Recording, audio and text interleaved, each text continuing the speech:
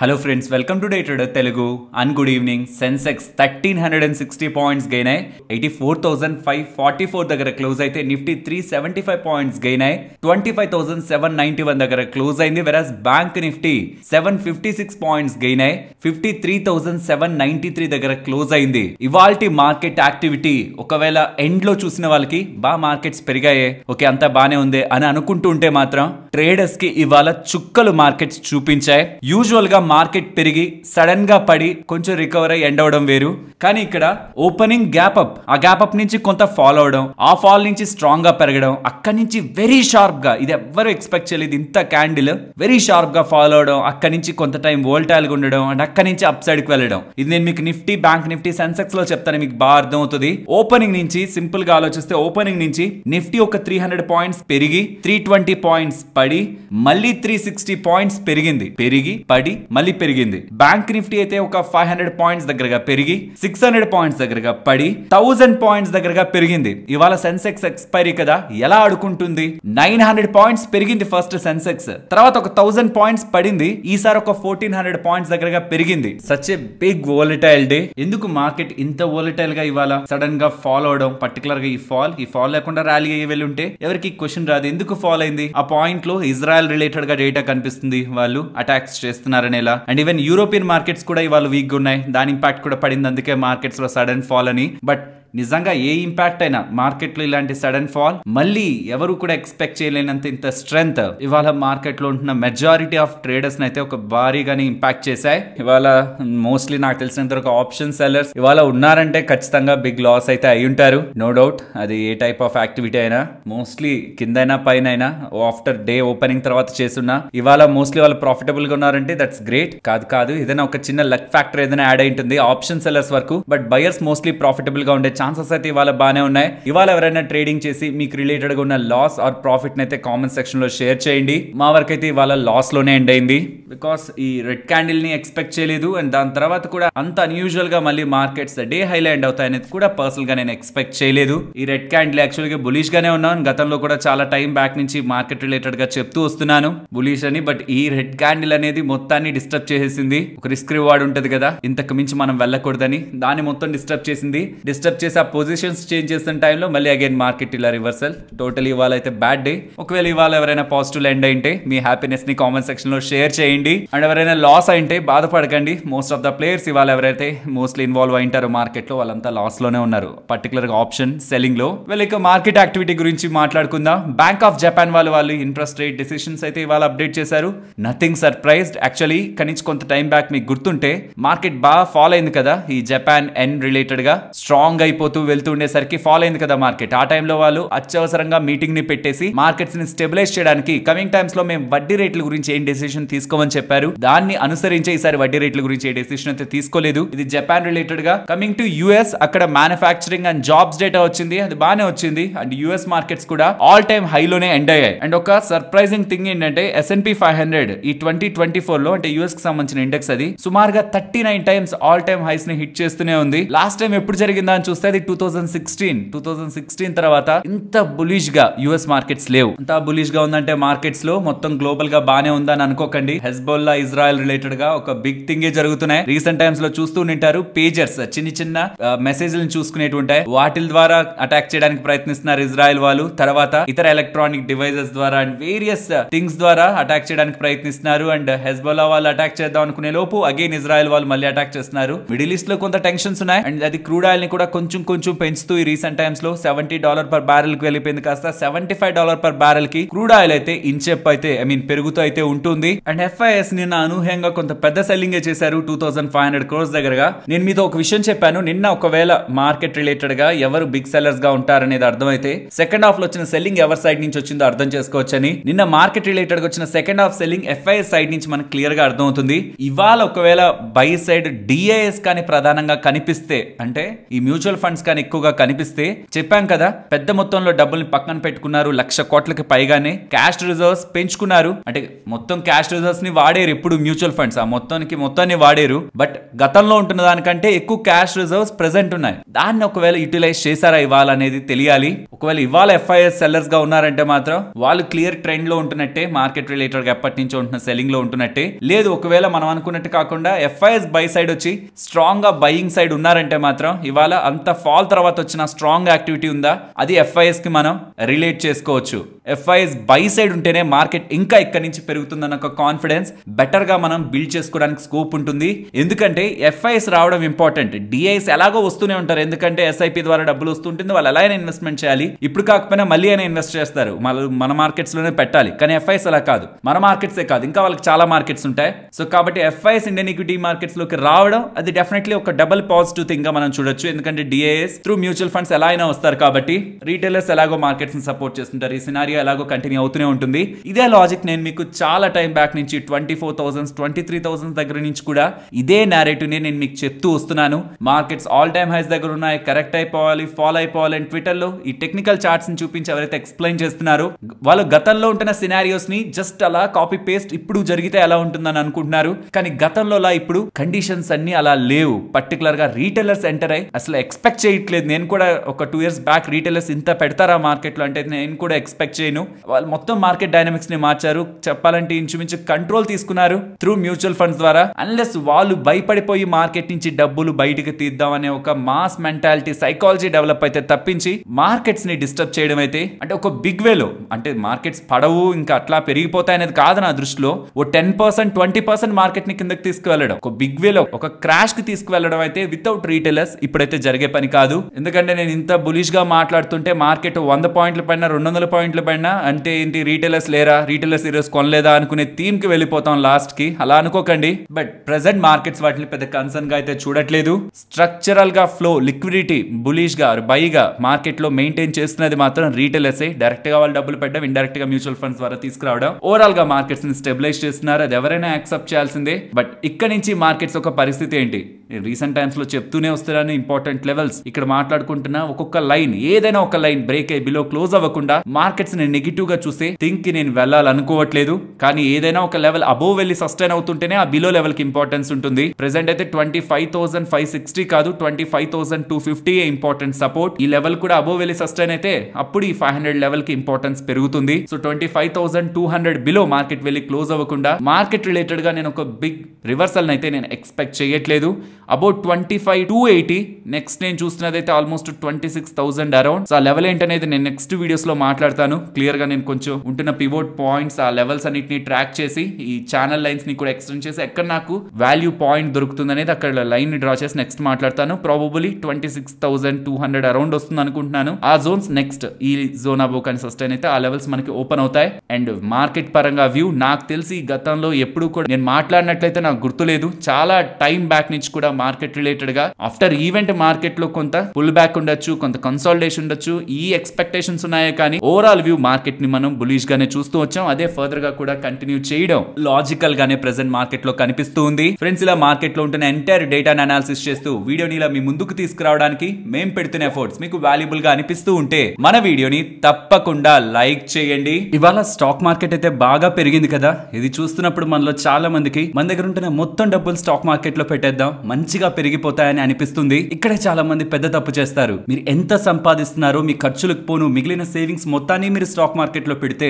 Coming times లో మీకు అవసరం అవుతున్న డబ్బులు ఆ టైంలో మీరు మార్కెట్ నుంచి తీయాలన్నప్పుడు మార్కెట్ కింద పడి ఉంటే అన్నెసరిగా నష్టాల్లో మీరు మీ స్టాక్ మార్కెట్ ఇన్వెస్ట్మెంట్స్ ని తీయాల్సి వస్తుంది. కాబట్టి మీ ఎంత ఏజో చూసుకోండి, అంత పర్సెంట్ ఇన్వెస్ట్మెంట్స్ మీరు ఎప్పుడు కూడా safety assets like fixed deposits bonds లో పెట్టాలి. మీ ఏజ్ 20 అయితే మీరు సేవ్ చేస్తున్నది ఒక 10,000 అనుకుంటే అందులో 20% అంటే 2,000 రూపీస్ ఖచ్చితంగా ఫిక్స్డ్ డిపాజిట్స్ లో బాండ్స్ లో పెట్టాలి. 30 అనుకుంటే 10,000 నెల సేవ్ చేస్తూ అందులో 30% అనుకుంటే 3,000. బికాస్ మార్కెట్ ఎప్పుడు ఇవాళ జరిగినట్టే జరగదు. కొన్నిసార్లు పెరుగుతుంది, కొన్నిసార్లు పడుతుంది. మీకు ఏ బ్యాంక్ అకౌంట్ లో అయితే టాప్ బ్యాంక్స్ లో ఎక్కడైతే బ్యాంక్ అకౌంట్ ఉంటుందో అక్కడే మీరు ఫిక్స్డ్ డిపాజిట్ చేయాల్సిన అవసరం లేదు. స్మాల్ ఫైనాన్స్ బ్యాంక్స్ ఉంటాయి, అవి 9.1% దగ్గరగా కూడా మనకి వడ్డీ రేట్లని ఇస్తాయి. అండ్ ఈ మధ్య కాలంలో కొన్ని యాప్స్ లైక్ స్టేబుల్ మనీ ఇవి ఏం చేస్తున్నాయంటే ఒక మీడియేటర్ గా ఉంటూ మన దగ్గర డబ్బులు తీసుకొని బ్యాంక్ కి ఇవ్వడం అండ్ మనం డబ్బులు అడిగినప్పుడు ఆ స్మాల్ ఫైనాన్స్ బ్యాంక్ నుంచి డబ్బుల్ని మన బ్యాంక్ అకౌంట్ లో వేయడం యాజ్ ఎ మీడియేటర్ గా చేస్తున్నారు. మరి ఇలాంటి యాప్స్ ని నమ్మొచ్చా? నేను చేస్తున్న ఇన్వెస్ట్మెంట్ ఫిక్స్డ్ డిపాజిట్ ఇన్వెస్ట్మెంట్ సేఫేనా అంటే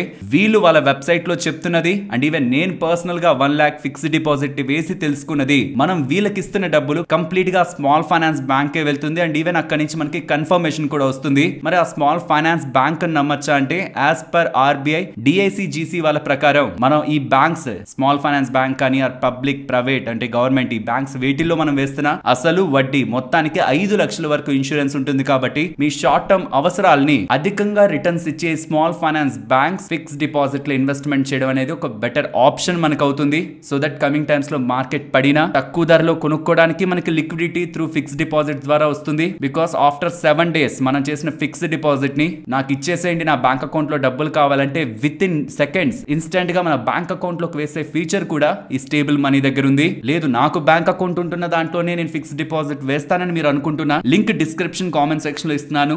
యాప్ ఇన్స్టాల్ చేసుకోండి. లోపలికి వెళ్ళి మీకు 200+ బ్యాంక్స్ ఉంటాయి. మీ బ్యాంక్ ఏంటో చూడండి. దాన్ని స్మాల్ ఫైనాన్స్ బ్యాంక్స్ ఇక్కడ ఉంటున్న వాటిలో టాప్ ఇంట్రెస్ట్ రేట్ ఎక్కడ ఉందో చూసి దాంతో కంపేర్ చేశారంటే మీరు ఎన్ని వేల రూపాయలు మీకుంటున్న ఓన్ బ్యాంక్ అకౌంట్ ఉంటున్న బ్యాంక్ లో ఫిక్స్డ్ డిపాజిట్ కి స్మాల్ ఫైనాన్స్ బ్యాంక్ లో వేస్తున్న ఫిక్స్డ్ డిపాజిట్ కి ఎక్స్ట్రాగా ఎర్న్ చేయగలరు, సంపాదించగలరు అనేది మీకు అర్థమవుతుంది. ఫస్ట్ అయితే యాప్ ఇన్స్టాల్ చేసుకొని చెక్ చేసుకోండి. మీకు మీ బ్యాంక్ అంటే బెటర్ వడ్డీ రేటు మంచి ఇంట్రెస్ట్ వర్కౌట్ అవుతున్నాయి అనుకున్నప్పుడే మీరు కావాలంటే ఫిక్స్డ్ డిపాజిట్ వేద్దురు. లింక్ ఫస్ట్ కామెంట్ లోను అండ్ డిస్క్రిప్షన్ లోనే ఇస్తున్నాను. ఐటీడీ సిమెంటేషన్ గురించి మాట్లాడుకోవాలి ఫ్రెండ్స్. ఇది చాలా ఇంపార్టెంట్ అప్డేట్, రెగ్యులర్ గా వచ్చే అప్డేట్స్ లాంటిది కాదు. కొంత డీటెయిల్డ్ గా నేను మీకు ఎక్స్ప్లెయిన్ చేస్తాను, జాగ్రత్తగా వినండి. ఈ ఐటీడీ సిమెంటేషన్ చాలా రేర్ గానే మీరు వింటూ ఉంటారు. బికాస్ ఇది ఒక civil engineering company, like designing కానివ్వండి, ఇంజనీరింగ్, ప్రొక్యూర్మెంట్ అండ్ కన్స్ట్రక్షన్ ఇలా ఈపీసీ రిలేటెడ్ గా ఇన్ఫ్రాస్ట్రక్చర్ ప్రాజెక్ట్స్ ఇండియాలో ఉంటున్న వాటి రిలేటెడ్ గా సివిల్ ఇంజనీరింగ్ లో ఈ కంపెనీ బిజినెస్ చేస్తూ ఉంటుంది. మంచిగానే గ్రో అవుతున్న కంపెనీ, స్ట్రాంగ్ ఫండమెంటల్స్ ఉంటున్నది. But July 3rd ITD cementation కి సంబంధించిన పేరెంట్ కంపెనీ, ఐటీడీ థాయిలాండ్ లో ఉంటున్న పేరెంట్ కంపెనీ వాళ్ళ అండర్ లో ఉంటున్న 46.64% వాటాని డిస్ఇన్వెస్ట్మెంట్ చేయబోతున్నట్లు, సెల్ చేయబోతున్నట్లు జూలై 2024 లోనే అప్డేట్ చేశారు. I think exactly July 3rd 2024 లోనే అప్డేట్ చేశారు. దాని తర్వాత మార్కెట్ లో వచ్చిన ఊహాగానాలు ఏంటంటే దీనికి కేఈసీ ఇంటర్నేషనల్ వాళ్ళు పోటీ పడుతున్నారని, కాబట్టి కేఈసీ ఇంటర్నేషనల్ వాళ్ళు వాళ్ళ Q1 రిజల్ట్స్ పోస్ట్ చేస్తున్నప్పుడు కూడా 6,000 crores రైజ్ చేయబోతున్నామని ఎలా అప్డేట్ చేశారు. ఎందుకు ఈ 6,000 crores? ఇది ఇలా మైండ్ లో ఉంచుకోండి, నేను దీనికి ఎండింగ్ లో ఆన్సర్ ఇస్తాను. ఎందుకు కేఈసీ ఇంటర్నేషనల్ వాళ్ళు 6,000 crore రైజ్ చేయాలనుకున్నారని. సో క్లియర్ గా కేఈసీ ఇంటర్నేషనల్ వాళ్ళు ఈ ఐటీడీ సిమెంటేషన్ లో ఉంటున్న పేరెంట్ కంట్రోల్ వాటా 46% వాటాని కొనడానికి ప్రయత్నిస్తున్నారు అంటాం. పెద్ద మార్కెట్ సర్ప్రైజ్ ఏం కాలేదు ఆ పాయింట్ లో, అంటే స్టాక్ లో మంచి బజ్ ఏం నెలకొనలేదు. కానీ ఇవాళ ఎకనామిక్స్ టైమ్స్ వాళ్ళు కేఈసీ ఇంటర్నేషనల్ వాళ్ళు ఒక్కరే కాదు, ఆదాని వాళ్ళు కూడా రేస్ లో ఉన్నారు. ఆదాని వాళ్ళు కూడా స్ట్రాంగ్ డిస్కషన్స్ చేస్తున్నారనేలా అప్డేట్స్ చేస్తూ ఉండేసరికి స్టాక్ ఇవాళ ఇంతలా మూవ్ అయింది. ఎందుకంటే ఆదాని వాళ్ళు కొంటే ఎలా కంపెనీ రిలేటెడ్ గా బిజినెస్ ని తీసుకొస్తారు, గవర్నమెంట్ రిలేటెడ్ గా అప్రూవల్స్ కానివ్వండి, గ్రోత్ నార్మల్ గా లేదు కదా ఏ Adani company, most of the companies అది కూడా కన్స్ట్రక్షన్ స్పేస్ ఈ ప్రాజెక్ట్స్ రిలేటెడ్ గా ఉంటుంది కాబట్టి మోస్ట్లీ ఎడ్జ్ ఉంటుందని మార్కెట్ భావిస్తూ స్టాక్ ఇవాళ భారీగా పెరిగింది. అండ్ ఇప్పుడుంటున్న వాల్యుయేషన్ లో ఆల్మోస్ట్ 550 రూపీస్ పర్ షేర్ లెక్కను చూసినా ఎంటైర్ కంపెనీ 9,500 crore వాల్యూలో ఉంటది. ప్రమోటర్ స్టేక్ ఎంత అనుకున్నాం అందులో 46%, అంటే ప్రమోటర్ వాటా 4,430 crores. కానీ ప్రమోటర్ వాటా ఎప్పుడైతే 46% కొత్త తను కొంటున్నాడో ఆటోమేటిక్ గా 26% ఓపెన్ ఆఫర్ లో ప్రకటించాలి. దానికి ఇంకొక 2,470 crores అవుతుంది. టోటల్ గా చూస్తే 6,900 crores ఎవరి చేతుల్లో అయితే ఉంటాయో వాళ్ళు ఇది కొనగలరు, అంటే ఈ ఐటీడీ సిమెంటేషన్ రిలేటెడ్ గా వాటాని కొనగలరు. దాని వాళ్ళకి నో డౌట్ ఆ డబ్బులు ఎలాగో ఉంటుంది. బట్ కేఈసీ ఇంటర్నేషనల్ వాళ్ళకి ఆ డబ్బులు ఇన్ హ్యాండ్ గా ఉండాలి కాబట్టి 6,900 crores ఉండాలి కాబట్టి Q1 లో రిజల్ట్స్ తో పాటు ఫండ్ రైజ్ రిలేటెడ్ గా కూడా 6,000 కోట్ల ఫండ్ రైజ్ రిలేటెడ్ గా కూడా వాళ్ళు అప్రూవల్ అయితే తీసుకున్నారు. ఓన్లీ కేఈసీ ఇంటర్నేషనల్ వాళ్ళే అక్విజిషన్ చేస్తుంటే ఇంత బజ్ నెలకొనేది కాదేమో. బట్ ఆదాని వాళ్ళు కూడా ఎంటర్ అయ్యారు రేస్ లో అనడం స్టాక్ కి వాళ్ళు ఇంతలా మూవ్ అయింది. దీనికి ఐటీడీ సిమెంటేషన్ వాళ్ళు క్లారిఫికేషన్ ఇస్తూ మేము డిస్కషన్స్ లో ఉన్నాం, ఇంకా ఏం ఫైనల్ కాలేదనేలా నార్మల్ గా ఏ కంపెనీస్ చెప్తున్న స్టేట్మెంట్స్ చేశారు. బట్ ఒకవేళ ఇది నిజంగానే ఆదాని వాళ్ళు అక్విజిషన్ చేస్తున్నారంటే ఇవాళ పెరిగిన మూకు ఒక లాజిక్ ఉంటుంది. లేదంటే మాత్రం స్టాక్ లో ఫర్దర్ గా ఇలా లేరు ఆదాని వాళ్ళకి వెళ్ళలేదు అంటే మాత్రం స్టాక్ లో ఫర్దర్ గా మనకి కరెక్షన్ కనిపించవచ్చు. నెక్స్ట్ రిలయన్స్ ఇన్ఫ్రాస్ట్రక్చర్ గురించి మాట్లాడుకోవాలి.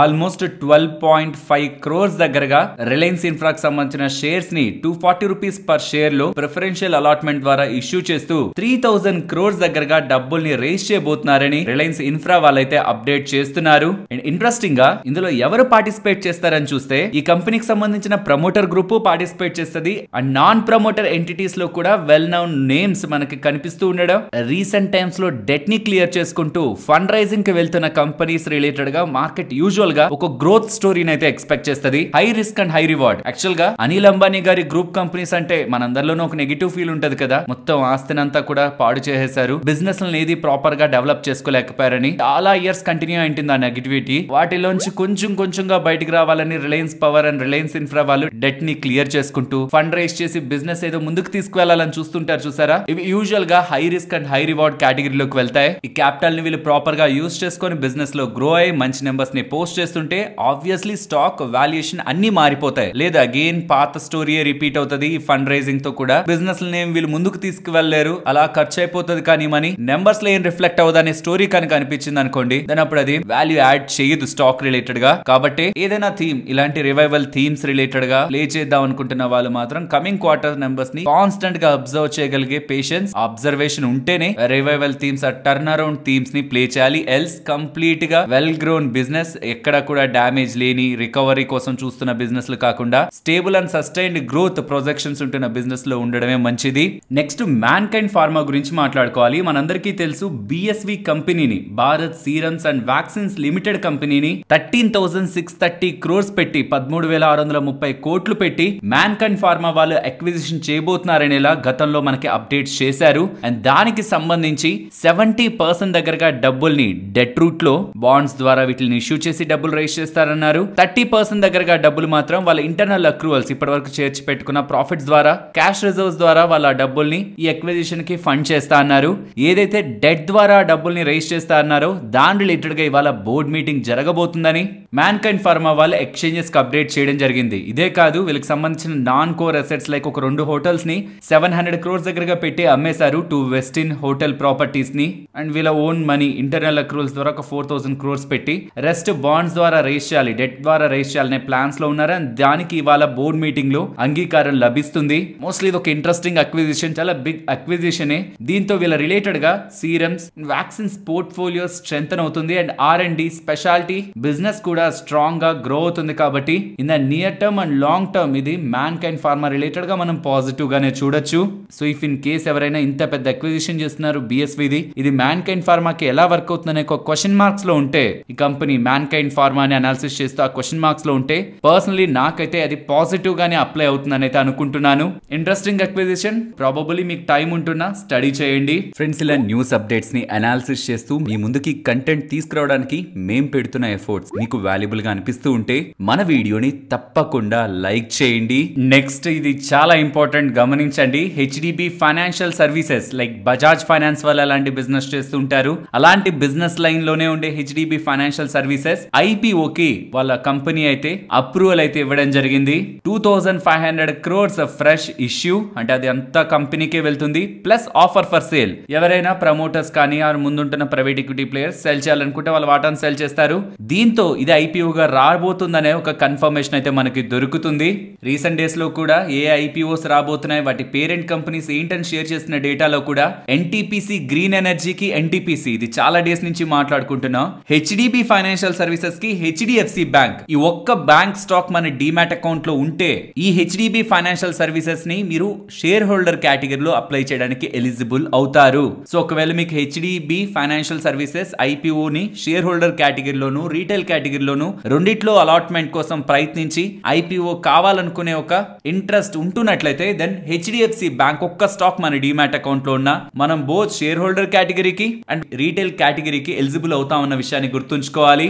నెక్స్ట్ ఈ ఆటో స్పేస్ ఇవాళ ఆఫ్టర్ రియాలిటీ స్పేస్ అంటే రియాలిటీ సెక్టార్ కాకుండా సెకండ్ హైయెస్ట్ గెయినర్ గా మనకి ఆటో సెక్టార్ ఇవాళ నిలబడింది. అందులోనూ మీరు ప్రధానంగా M&M ని ఎస్కాట్స్ ని గమనించారంటే చాలా స్ట్రాంగ్ గా ఇవాళ ఈ స్టాక్స్ అయితే ర్యాలీ అయ్యాయి. దీనికి 2 కారణాలు ఉన్నాయి. ఒకటి రూరల్ లో డిమాండ్ కొంత ఇంప్రూవ్ అవుతుంది, బిజినెస్ పెరుగుతుంది అని గతంలో వీళ్ళు చేసిన కామెంట్స్ ఉన్నాయి. మరి అయితే అప్పుడే పెరగాలి స్టాక్, ఇవాళ పెరగాల్సిన నీడ్ లేదు. బట్ ఇవాళ ఫిట్సీ ఒక రీబ్యాలెన్సింగ్ అనుకున్నామా, అందులోనూ M&M పేరుంది. అండ్ S&P BSE ఒక క్వార్టర్లీ రీబ్యాలెన్సింగ్ లోనూ మనకి ఎస్కాట్స్ ఒక నేమ్ ఉంది. సో ఈ రీబ్యాలెన్సింగ్ లోనూ కొంత మనీ అనేది వీటి రిలేటెడ్ గా ఫ్లో అయ్యే ఛాన్సెస్ అయితే కనిపిస్తున్నాయి. రూరల్ లో డిమాండ్ డిమాండ్ పికప్ అవుతుంది, ఈ స్పేస్ కూడా ఇంప్రూవ్ అవుతుందని ఎలా ఇన్వెస్టర్స్ ఒక ఇంట్రెస్ట్ కూడా ఇందులో కనిపించడం అండ్ ఓవరాల్ సెక్టార్ కూడా ఇవాళ స్ట్రాంగ్ గా ఉండేసరికి అన్నిట్లోనూ ఈ రెండు స్టాక్స్ ఇంకొంచెం ఎక్కువ పెరగడానికి ప్రధాన కారణాలుగా అయితే కనిపిస్తూ ఉన్నాయి. నెక్స్ట్ ఐఐఎఫ్ఎల్ ఫైనాన్స్ రిలేటెడ్ ఒక బిగ్ రిలీఫ్ అయితే కనిపిస్తుంది. మీ అందరికీ గుర్తుంటే మార్చి 4th ఆర్బీఐ వాళ్ళు ఐఐఎఫ్ఎల్ ఫైనాన్స్ గోల్డ్ బిజినెస్ మీద, గోల్డ్ లెండింగ్ బిజినెస్ మీద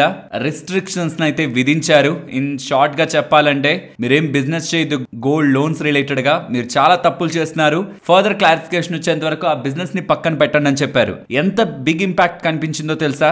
మార్చి 4th నుంచి ఆగస్ట్ 5th వరకు రీసెంట్ గా వీళ్ళు షేర్ చేసిన డేటా వరకు మీరు చూసారంటే 26,000 crores ఏయుఎం నుంచి, గోల్డ్ ఏయుఎం నుంచి 12,000 crores కి పడిపోయింది వాళ్ళ గోల్డ్ బిజినెస్. అండ్ వీళ్ళ business in terms of percentage చూసినా ఈ సెగ్మెంట్ లో విత్ రెస్పెక్ట్ టు షేర్ 32% నుంచి 21% కి పడిపోయింది. ఆల్మోస్ట్ 1 million కస్టమర్స్ దగ్గరగా వాళ్ళ అకౌంట్స్ ని ఆగస్ట్ 5th వరకు ఈ ఆర్బీఐ రిలేటెడ్ గా వచ్చిన ఇంపాక్ట్ తో క్లోజ్ చేసుకున్నారు. ఇంతటి ఇంపాక్ట్ కనిపించింది. బిజినెస్ కూడా బాగా ఫాలో అయింది అండ్ స్టాక్ కూడా ఆ టైంలో బాగానే ఫాలో అయింది. ఇప్పుడు నిన్న మార్కెట్ క్లోజ్ అయ్యాక వస్తున్న అప్డేట్స్ ప్రకారం ఆర్బీఐ వాళ్ళు ఏ రిస్ట్రిక్షన్స్ అయితే ఐఐఎఫ్ఎల్ ఫైనాన్స్ మీద విధించారు, ఆఫ్టర్ ఐఐఎఫ్ఎల్ ఫైనాన్స్ ఆర్బీఐ వాళ్ళతో చేసిన సంప్రదింపులు అండ్ చేసుకున్న చేంజెస్ తో ఆర్బీఐ వాళ్ళు సంతృప్తి చెంది ఆ రిస్ట్రిక్షన్స్ ని లిఫ్ట్ చేస్తున్నట్టు, ఈజ్ చేస్తున్నట్టు అప్డేట్స్ చేస్తూ ఉండడం, మళ్ళీ వాళ్ళ బిజినెస్ గోల్డ్ బిజినెస్ ని యాజ్ ఇట్ ఈజ్ గా చేసుకోగలరు. కాబట్టి ఆఫ్టర్ ఈ రిస్ట్రిక్షన్స్ తీసేయడంతో స్టాక్ ఇవాళ ఇలా గెయిన్ అయింది. నెక్స్ట్ ఇండోస్టార్ క్యాపిటల్ గురించి మాట్లాడుకోవాలి. ఇండోస్టార్ క్యాపిటల్ అండర్ లో ఇండోస్టార్ హోమ్ ఫైనాన్స్ అనే బిజినెస్ ఉందన్నమాట. ఈ బిజినెస్ ని ఒక ప్రైవేట్ ఈక్విటీ ఇన్వెస్టర్ ఈక్యూటీ వాళ్ళకి 750 crore బేసిస్ లో సెల్ చేస్తున్నారని అండ్ ఇలా వచ్చిన డబ్బుల్ని వీళ్ళ అదర్ కోర్ బిజినెస్ లోకి like vehicle financing, small business loans వీటికి ఇచ్చి కోర్ బిజినెస్ ని ఇంకా ఎక్స్పాండ్ చేస్తారని ఇలా ఇండోస్టార్ క్యాపిటల్ వాళ్ళు ఎక్స్చేంజెస్ కి అప్డేట్ చేస్తున్నారు. Next IDFC first bank. IDFC first bank ఒక కరెంట్ ఎండి అండ్ సిఇఓ అయిన వి వైద్యనాథన్ గారి టెన్యూర్ అనేది ఈ డిసెంబర్ 19, 2024 కి కంప్లీట్ అవబోతుంది. కాబట్టి దాన్ని ఫర్దర్ గా ఎక్స్టెండ్ చేసేందుకు బోర్డు అయితే అప్రూవ్ తీసుకుంది, అంటే అప్రూవ్ చేసింది, ఆర్బీఐకి పంపించింది. మేము ఈయననే మళ్ళీ ఎండి అండ్ సిఇఓ గా ఉంచాలనుకుంటున్నామని. అండ్ నిన్న మన మార్కెట్స్ క్లోజ్ అయ్యాక వస్తున్న అప్డేట్ ఆర్బీఐ వాళ్ళు కూడా అప్రూవల్ ఇచ్చేశారు. ఇంకొక 3 years పాటు అంటే డిసెంబర్ 18, 2027 పాటు వి వైద్యనాథన్ గారే ఈ కంపెనీ రిలేటెడ్ గా ఎండి అండ్ సిఇఓ గా ఉంటారని ఆర్బీఐ రిలేటెడ్ గా అఫీషియల్ క్లారిఫికేషన్ వచ్చింది. వి వైద్యనాథన్ గారు first time MD and CEO గా వ్యవహరించింది 2001. ఆల్మోస్ట్ అక్కడి నుంచి ఒక 3 years పాటు తన ఎండి అండ్ సిఇఓ గా ఉన్నారు. దానికి ముందు సిఇఓ అయింది 2018 లో. నెక్స్ట్ ఫీనిక్స్ మిల్స్ గురించి మాట్లాడుకోవాలి. వీళ్ళు పంజాబ్ లో ఉంటున్న 2 సిటీ సెంట్రిక్ ప్లాట్స్ రిలేటెడ్ గా హైయెస్ట్ బిడర్ గా నిలబడ్డారు. క్యుములేటివ్ ఏరియా ఆల్మోస్ట్ 13.14 acres దగ్గరగా ఉంది అండ్ దీని bid value almost 891 crore for 2 plots కి 891 crore. అండ్ ఈ 2 plots కూడా కమర్షియల్ యూస్ కోసం యూటిలైజ్ చేసుకోవచ్చు. కాబట్టి దీన్ని గెలుచుకున్న ఫీనిక్స్ మిల్స్ వాళ్ళకి ఫర్దర్ బిజినెస్ బాగుంటుందనే మార్కెట్ లో ఉంటున్న స్పెక్యులేషన్స్ స్టాక్ ఇవాళ స్ట్రాంగ్ గా గెయిన్ అయింది. నెక్స్ట్ ఈఎంఎస్ కంపెనీ గురించి మాట్లాడుకోవాలి. ఈ కంపెనీ అండ్ ఇంకొక కంపెనీ వీళ్ళిద్దరు కూడా కంబైన్డ్ గా ఫామ్ చేసిన joint venture Calcutta municipal corporation వాళ్ళ టెండర్ ని గెలుచుకోవడం జరిగింది. ఈ టెండర్ లో భాగంగా రివర్ ఆదిగంగా రిలేటెడ్ గా పొల్యూషన్ వర్క్స్ ని వీళ్ళు చేస్తారని అండ్ ఈ ప్రాజెక్ట్ ఒక సైజ్ 681 crore అని, అందులో ఈఎంఎస్ ఒక కంపెనీ ఇంకొక కంపెనీ ఉంది అనుకున్నాం, 2 ఉన్నాయి అనుకున్నామా, అందులో ఈఎంఎస్ వాళ్ళ వాటా ప్రాజెక్ట్ లో వాటా 74% అని ఈఎంఎస్ వాళ్ళు ఒక అప్డేట్ చేశారు. ఇంకొకటి వీళ్ళు క్యూఐపి ద్వారా 400 crores రేస్ చేయబోతున్నట్లు కూడా అప్డేట్స్ చేస్తున్నారు. నెక్స్ట్ కేఈసీ ఇంటర్నేషనల్ వాళ్ళకి ఒక బ్యాడ్ న్యూస్ అయితే కనిపిస్తుంది. కేర్ రేటింగ్స్ వాళ్ళు ఈ కేఈసీ ఇంటర్నేషనల్ రిలేటెడ్ గా ఉంటున్న వేరియస్ బ్యాంక్ ఫెసిలిటీస్ రిలేటెడ్ గా, long term bank facilities related గా రేటింగ్ ని కేర్ A+ స్టేబుల్ నుంచి కేర్ AA- నెగిటివ్ కి డౌన్ గ్రేడ్ చేయడం జరిగింది. ఈ డౌన్ గ్రేడ్ కారణంగా ఏమవుతుందంటే వీళ్ళు డెట్ ద్వారా అప్పులు ఏవైతే తీసుకోవాలని ప్రయత్నిస్తారో అధికంగా వడ్డీలకి ఇచ్చి, అంటే వాళ్ళ బాండ్స్ ని ఇచ్చి డబ్బులు రేస్ చేయాల్సి ఉంటుంది. మంచి రేటింగ్ ఉందనుకోండి తక్కువ వడ్డీనే ఆఫర్ చేస్తూ బాండ్స్ ద్వారా డబ్బులు రేస్ చేయొచ్చు. సో రేటింగ్ ఫాలో అవడం ఎవరికి మంచిది కాదు. అండ్ రీసెంట్ టైమ్స్ లో కాన్స్టెంట్ గా డిఫెన్స్ స్టాక్స్ లో కరెక్షన్ కనిపిస్తుంది. ఈవెన్ నిన్నటి వీడియోలో కూడా మాట్లాడుకున్నాం, హైస్ నుంచి నియర్లీ 40% దగ్గరగా కూడా డిఫెన్స్ స్టాక్స్ కరెక్ట్ అయ్యాయని. ఇవాళ డిఫెన్స్ స్పేస్ లో కొంత బజ్ అయితే కనిపించింది. చాలా స్టాక్స్ 10% దగ్గరగా కూడా వెళ్ళాయి, 5%, 6% దగ్గరగా కూడా డిఫెన్స్ స్టాక్స్ ఇవాళ పెరిగాయి. ఇఫ్ ఇన్ కేస్ మీరు మీ పోర్ట్ఫోలియో ఏదైనా డిఫెన్స్ స్టాక్ ని హోల్డ్ చేస్తుంటే స్టాక్ నేమ్ అది ఇవాళ ఎంత % పెరిగిందన్నది కామెంట్ సెక్షన్ లో షేర్ చేయండి. చేయండి. నెక్స్ట్ యాక్సిస్ బ్యాంక్ అండర్ లో ఉంటున్న యాక్సిస్ క్యాపిటల్ గురించి మాట్లాడుకోవాలి. యాక్సిస్ క్యాపిటల్ ని సెబీ వాళ్ళు డెట్ సెగ్మెంట్ నుంచి బ్యాన్ చేస్తున్నట్టు, ఫర్దర్ ఆర్డర్స్ వచ్చేంత వరకు బ్యాన్ చేస్తున్నట్లు యాక్సిస్ క్యాపిటల్ రిలేటెడ్ గా సెబీ వాళ్ళు అప్డేట్ అయితే నిన్న ఈవినింగ్ చేశారు. అండ్ దీనికి యాక్సిస్ బ్యాంక్ వాళ్ళు బికాస్ యాక్సిస్ క్యాపిటల్ నే బ్యాన్ చేశారు, కానీ యాక్సిస్ బ్యాంక్ అండర్ లో ఉంటున్నది కాబట్టి యాక్సిస్ బ్యాంక్ వాళ్ళే రెస్పాండ్ అయ్యి యాక్సిస్ క్యాపిటల్ రిలేటెడ్ గా యాక్టివిటీస్ అన్ని కూడా బానిఫైడ్ అని, అంటే ఎటువంటి రాంగ్ ఇంటెన్షన్స్ లేకుండా జెన్యూన్ గానే ఉన్నారని, అండ్ కంప్లైంట్స్ కూడా సెబీ వాళ్ళ కంప్లైంట్స్ ని కూడా ఫాలో అయ్యారని, బట్ ఈ సెబీ వాళ్ళ ఆర్డర్స్ వల్ల ఏం బిజినెస్ మీద ఏం పెద్ద ఇంపాక్ట్ ఉండదనేలా యాక్సిస్ బ్యాంక్ వాళ్ళు క్లారిఫికేషన్ అయితే చేశారు. నెక్స్ట్ అదానీ ఎనర్జీ సొల్యూషన్స్ గురించి మాట్లాడుకోవాలి. క్యాంటర్ స్విట్జర్లాండ్ వాళ్ళు, వీళ్ళు అమెరికాకు సంబంధించిన ఒక ఫైనాన్షియల్ ఎంటిటీ, వీళ్ళు అదానీ ఎనర్జీ సొల్యూషన్స్ రిలేటెడ్ గా బై రేటింగ్ ఇస్తూ ఇక్కడ నుంచి ఫర్దర్ గా స్టాక్ 130% పెరిగే strong growth and business opportunity ఉందనేలా పాజిటివ్ స్టేట్మెంట్స్ అయితే చేశారు. ఆల్మోస్ట్ 1000 దగ్గరగా ఉంటున్న ఈ స్టాక్ 2251 వరకు వెళ్తుందనేలా ఓవర్ వెయిట్ రేటింగ్ ఇచ్చి బై ఇనిషియేట్ చేస్తూ ఉండడం కూడా స్టాక్ ఇవాళ ఫ్లాట్ గా ట్రేడ్ అవుతున్నది కాస్త ఆఫ్టర్ ఈ అప్డేట్ సడన్ గా గెయిన్ అయింది.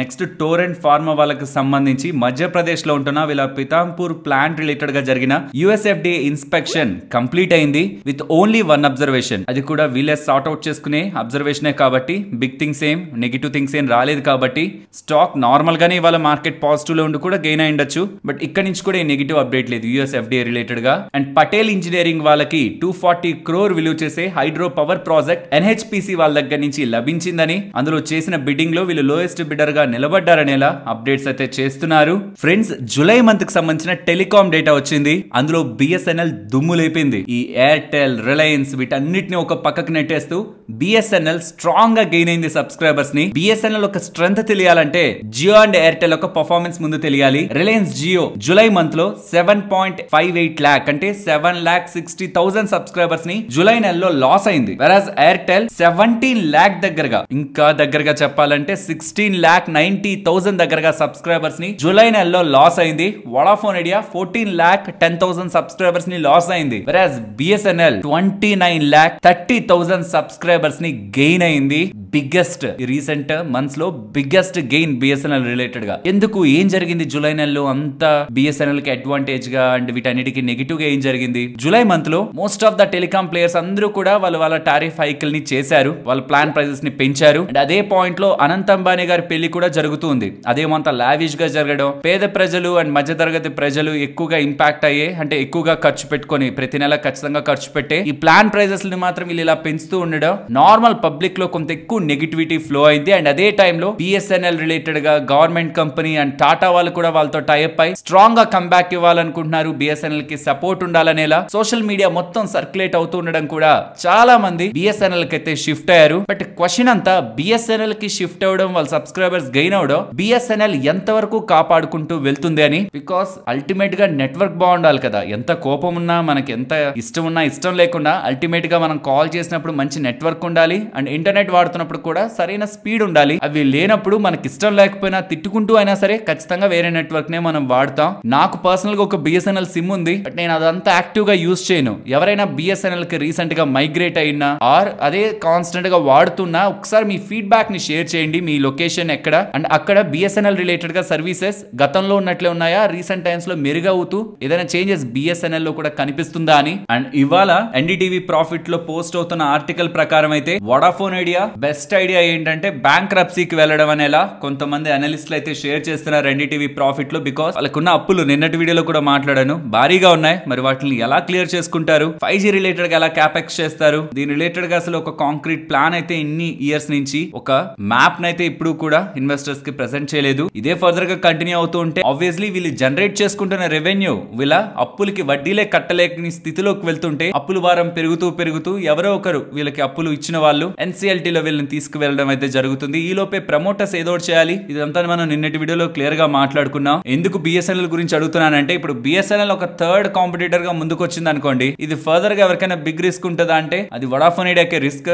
ఎందుకంటే జియో, ఎయిర్టెల్ రిలేటెడ్ గా మైగ్రేషన్ కంటే వోడాఫోన్ ఐడియా రిలేటెడ్ గా మైగ్రేషన్ అయ్యే ఛాన్సెస్ చాలా ఎక్కువ ఉంటాయి. కాబట్టి let's see Vodafone Idea related గా ఎలాంటి ఇంట్రెస్టింగ్ డేటా కమింగ్ టైమ్స్ లో అప్డేట్ అవుతుందని. పర్సనల్ గా నాకైతే అందరూ ఉండాలి అనుకుంటాను. వోడాఫోన్ ఐడియా కూడా ఉండాలి, బిఎస్ఎన్ఎల్ కూడా ఉండాలి. ఎక్కువ మంది ఉంటేనే వీళ్ళు కాంపిటీషన్ తో ప్రైజుల్ని రీజనబుల్ గా పెడతారు. లేదు ఒకరిద్దరే మిగిలిపోయారంటే వాళ్ళు మాట్లాడుకుని ఎక్కడికో తీసుకువెళ్ళిపోతారు ప్లాన్ ప్రైజెస్. గతంలో ఒకప్పుడు ఎలా అయితే మనకు కాల్ కి ఇంత పడేది అండ్ డేటా కూడా చాలా ఖర్చు అయ్యేదో అదే కమింగ్ టైమ్స్ లో రిపీట్ అవుతుంది ఒకవేళ తక్కువ మంది ప్లేయర్స్ అయిపోతే. ఫ్రెండ్స్, ఫెడ్ వాళ్ళు 50 బేసిస్ పాయింట్స్ దగ్గరగా వడ్డీ రేట్లను కట్ చేశారు అండ్ కమింగ్ టైమ్స్ లో కూడా ఆర్బీఐ వాళ్ళు వడ్డీ రేట్లు కట్ చేయడం స్టార్ట్ చేస్తారు. అప్పుడు ఆటోమేటిక్ గా బ్యాంక్స్ కి సంబంధించిన ఫిక్స్డ్ డిపాజిట్ రేట్లు కూడా తగ్గిపోతాయి. దీనికి ముందే కానీ మనం ఫిక్స్డ్ డిపాజిట్ ని next 1 year 2 years or 3 years even 5 years కి సంబంధించిన ఫిక్స్డ్ డిపాజిట్స్ లైనా మనం ఇన్వెస్ట్మెంట్ చేస్తే ఈవెన్ ఆర్బీఐ వాళ్ళు వడ్డీ రేట్లను కట్ చేసినా మనం ఆల్రెడీ వేసిన ఫిక్స్డ్ డిపాజిట్ వడ్డీ రేట్లు తగ్గవు. అది మనకి లాంగ్ టర్మ్ లో మార్కెట్ ఇంట్రెస్ట్ రేట్ కంటే బెటర్ రిటర్న్స్ ని వర్కౌట్ అయ్యేలా, safe and predictable returns work out అయ్యేలా చేస్తుంది. కాబట్టి ఎక్కడ మనకి వడ్డీ రేట్లు ఎక్కువగా ఉన్నాయి, ఆర్బీఐ అండర్ లో రెగ్యులేట్ అవుతూ ఇన్సూరెన్స్ ఉంటున్న 5 lakhs ఇన్సూరెన్స్ ఉంటున్న బ్యాంక్స్ ఏంటి, ఇది చెక్ చేసుకొని ఆన్లైన్ లోనే ఫిక్స్డ్ డిపాజిట్ వేయడానికి కావాల్సిన స్టేబుల్ మనీ యాప్ లింక్ మీకు డిస్క్రిప్షన్ కామెంట్ సెక్షన్ లో ఇస్తున్నాను, ఒకసారి చెక్ చేయండి. నెక్స్ట్ నిఫ్టీ అలాగే bank Nifty support and resistance present ఉన్న లెవెల్స్ నుంచి up side 25,880, if in case below వస్తుంటే 25,760 అండ్ బ్యాంక్ నిఫ్టీ ఇక్కడ నుంచి టాప్ సైడ్ 54,260, బిలో 53,770, ఆ బిలో 53,370. ఈ 370 ఇంపార్టెంట్. ఒకవేళ ఇది బ్రేక్ అయినా కంగారు పడాల్సిన నీళ్ళు లేదు. ఈ 370 ఇంపార్టెంట్ ఎందుకంటే ఇది గతంలో ఆల్ టైమ్ హై, అది బ్రేక్ చేసి ఇప్పుడు సస్టైన్ అవుతుంది కాబట్టి అదే ఇంపార్టెంట్ సపోర్ట్ గా వ్యవహరిస్తుంది present. And coming to market range, ఇవాళ వచ్చిన మూకి మార్కెట్ రేంజ్లు లేకపోతే ఇక్కడ ఉంటుంది అనుకునే ఒపీనియన్స్ అయితే కంప్లీట్ గా పక్కకు వెళ్ళిపోయాయి. మార్కెట్ హైలీ వోలటైల్ గా ఉంటుందని అయితే అర్థమవుతుంది ఇంకా ఫ్యూ డేస్ పాటు. సో మార్కెట్ రేంజ్ బౌండ్నెస్ కి అయితే నేను కొంత దూరంగా ఉంటున్నాను. మరొక ఇంట్రెస్టింగ్ వీడియోతో మళ్ళీ మీ ముందుకు వస్తాను. అంతవరకు టేక్ కేర్, జై హింద్.